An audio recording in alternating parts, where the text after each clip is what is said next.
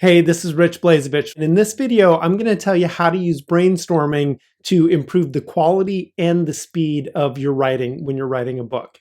First of all, I do want to explain the difference between researching versus brainstorming versus organizing the ideas in your book. Then I want to get into what content can be brainstormed and what content should be brainstormed when you're coming up with ideas. And then finally, I want to show you a few brainstorming techniques. So first, I want to show you the difference between researching and brainstorming. I would think of researching as you're collecting data and you're putting it into your brain. So some of the things you might collect as you're preparing to write your book are things like experiences that you've had, or facts that you've discovered, or reference sources that you're going to use as you write your book. Then you put all of that information into your brain and you come up with ideas. Brainstorming to me is the process of generating ideas based on the content in your brain. And some examples of ideas you might come up with are things like key messages that you want to include in your book, maybe which characters you want to include, or scenes for your book. So once you've brainstormed all of those ideas, the next step I recommend is organizing those ideas. So think of it as you're going to use the right side of your brain, the creative side of your brain, to generate ideas. And once you finish brainstorming those ideas, you're going to organize them into chapter format. So I'm going to cover organizing in a different video. This video is focused on brainstorming. There are three main territories that I like to include in brainstorming. The first one is what key messages will be included in my book. Next are what characters do I plan to include? And then finally, which scenes. So let's talk about these one at a time. Here are some examples of key messages that you could use brainstorming to generate. If you're writing a cookbook, you might use brainstorming to come up with different recipes. If you're writing a self-help book, brainstorming can help you figure out which tips and tricks to include in your book. If you're writing your memoir, you could brainstorm life experiences and life lessons that you've learned. Or if you're writing fiction, you might brainstorm things like what key themes are you going to include. If you're brainstorming character ideas, here are some ideas for what you might want to include in that brainstorming. First of all, you might want to include attributes of your main character. So if you want to use fancy terms, this is your protagonist. This is the person that the audience is going to follow throughout the book. So you might use brainstorming to come up with what's their backstory, what are their character attributes, what do they bring to the story. You could also use brainstorming to come up with characteristics of your villain. So this is the antagonist, or the sidekick that's going to accompany the main character. Brainstorming could help you generate a lot of depth about these characters. Next, I love using brainstorming to come up with ideas for scenes. So what locations will be covered in the book, or which characters are going to be present in each of those scenes. You could also include it to figure out what is the situation that those characters are facing, or what actions are they going to take, or all of the above. So I love, just before I start writing the book, just coming up with different ideas for what are types of scenes that could make this book very interesting. Now let me go through a few brainstorming techniques. First of all, I want to talk about who to include in your brainstorming sessions, and then how to structure the sessions so you get the most out of them. In terms of who to include, obviously you're going to include yourself. You are the author, so you need to be present for your own brainstorming sessions. If you have a co-author, absolutely include them when you're brainstorming ideas. If you have an accountability partner, they can also weigh in.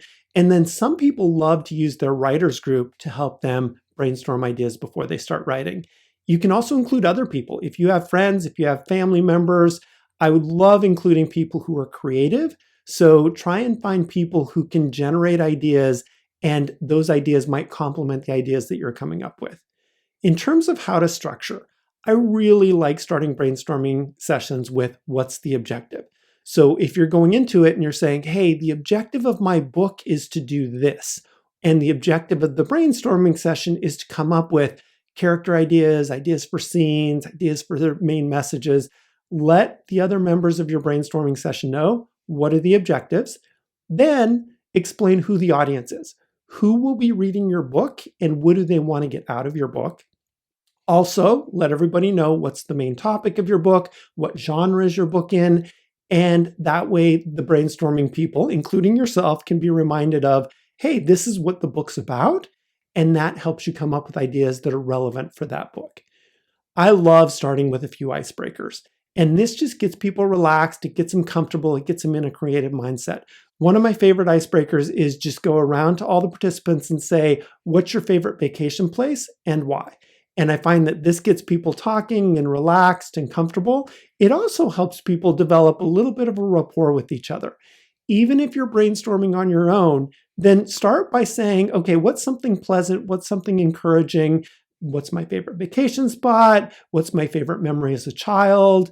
What's my favorite food to eat and why? And this gets your brain kind of relaxed and ready to think of creative ideas.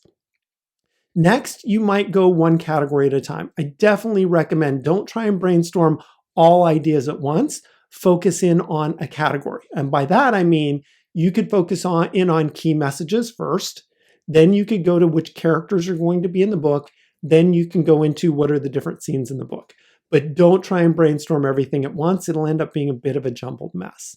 And then finally, make sure you set time limits. You don't want to go on indefinitely because that's just not productive. And if you have other people involved, you want to be respectful of their time. So what I like to do is chunk out each section of the brainstorming into 10 to 15 minute chunks, and then try and limit a brainstorming session to an hour, maybe an hour and a half at the most. That should be enough to give you good ideas. Here are some of my favorite techniques for brainstorming. The first one I call the round the table technique. And this literally means you go around the table and you ask each person for an idea. If you're in a physical room and you're sitting at a table, or if you're sitting in chairs, then just go from person to person and say, okay, we're going to generate ideas for characters. So person one, give me an idea. Person two, an idea, and so on. If you're doing it virtually, you can do this as well. You can go across the screen. It helps to have a moderator who's calling on people, and that way people know whose turn it is next. And then you just keep calling on people and keep going around until you've reached your time limit. The next technique is the old-fashioned paper or sticky note idea. So this is where you give people a piece of paper or you give them a stack of sticky notes and you say, okay, we're going to generate ideas for recipes for a cookbook. And just write down an idea and put it aside, write down your next idea and put it aside. And people just keep writing until they reach the time limit. And then at the end of the session, you compare to see what the ideas are. The next idea is rotating teams. I love this if you have a big group. So if you have 6 or 8 or 10 people, you can break them up into teams and give each team a topic. So one team might be identifying ideas for characters, one might be working on what are scene attributes, one might be working on key messages.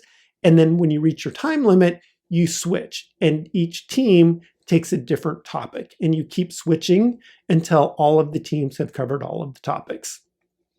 One more idea for a technique is the why technique. And what I mean by this is you keep asking questions to get deeper and deeper into why things are happening in your book. So you might start with a character and you might say, hey, this character has this occupation. Why do they have that occupation? Well, maybe because they have this belief. Okay, why do they have that belief? Well, it might be because of this experience when they were a child. And what this helps you do is it helps you get a lot more depth into your character. It helps you get a lot more depth into your scenes. And you can really go deep on why are things happening the way they're happening. And then finally, the technique that I also like to use is the how might we.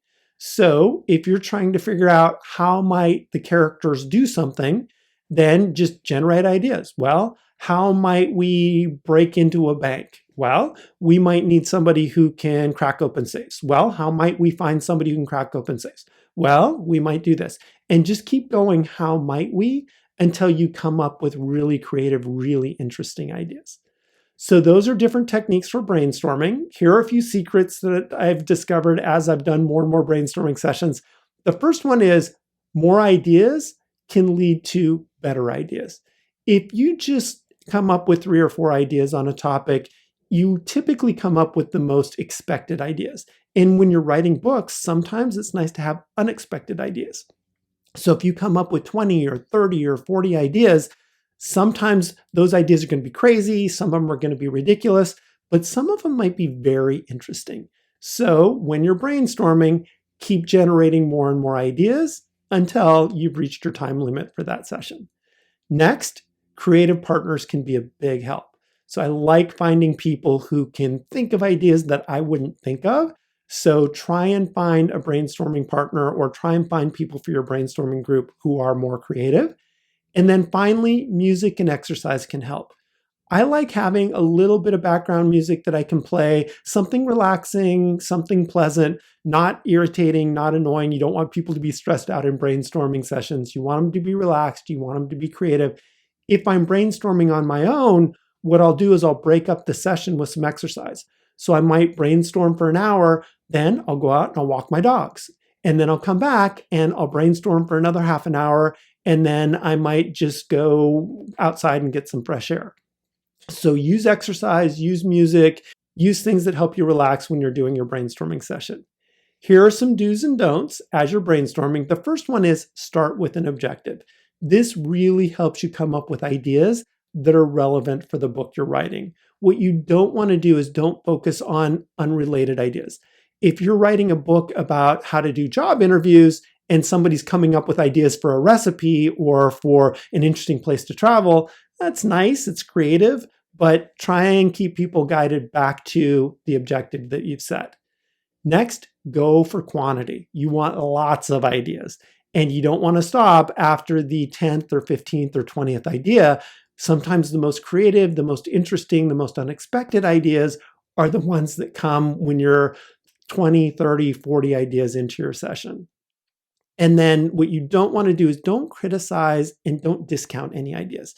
People are going to come up with ideas that make no sense, and that's okay. That's part of the process. Sometimes those crazy ideas, sometimes those unrealistic ideas will lead you to a place that is very unexpected and very productive. Next, set time limits. You want to be respectful of other people's time. You want to be respectful of your own time. Make sure that each session doesn't go too long. And in general, I like 10 to 15 minutes on each topic. You could go as many as 20 minutes. I found if you set a time limit beyond 20 minutes, people tend to get irritated, people tend to get fatigued. And then finally, what you don't want to do, obviously, is go on indefinitely. If you make your brainstorming sessions 4 or 5 hours, people will not want to participate in them. And if you're doing it yourself and you're 4 or 5 hours into a session, chances are you're not coming up with good ideas or you're just running out of steam. The action steps for this video are, first of all, brainstorm ideas for your book. After you've done your research, after you've populated your brain, use your brain to come up with creative ideas for the main themes, for characters, for scenes, for anything that you plan to write about before you write about it. And that way you're getting ideas out of your head. Next, what you want to do is include other people. So if you have a co-author, if you have an accountability partner, if you're in a writer's group, if you have creative friends, include them in brainstorming sessions. That'll really help you come up with ideas beyond what you'd think about yourself. Those are my ideas for brainstorming. If you want to see more videos like this, make sure you hit that subscribe button, and best wishes and happy writing.